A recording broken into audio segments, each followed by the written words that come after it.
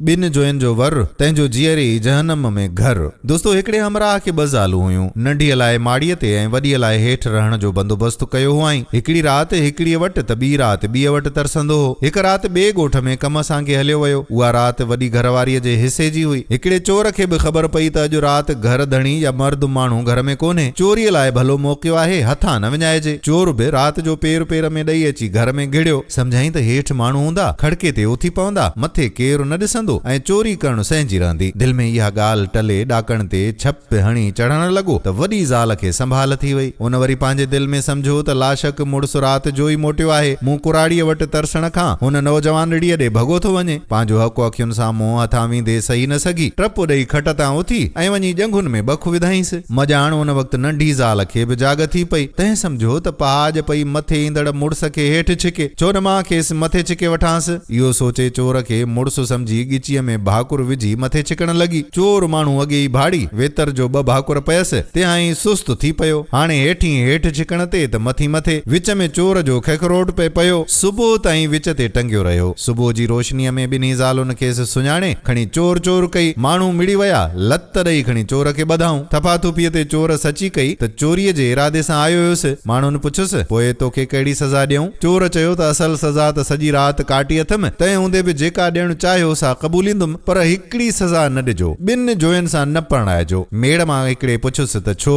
चयईं त ॿिजोए जे बदिरां हिकु राति में एतिरो लोड़ियो अथमि, असल मालिक सां त अलाए कहिड़ी झुठ हूंदी। वज़ाहत कंदे चवण लॻो त ॿिनि जोयनि जो वर तंहिंजो जीअरे ई जहनुम में घर, मतिलब त ॿिजोए सां 30 रोज़ टिमझण आहे। ज़ाल ज़हमत ॿार ॿरो, वस पुॼई त गुम छड़ो। दोस्तों वीडियो पसंदि आई हुजे त शेयर ज़रूर कजो।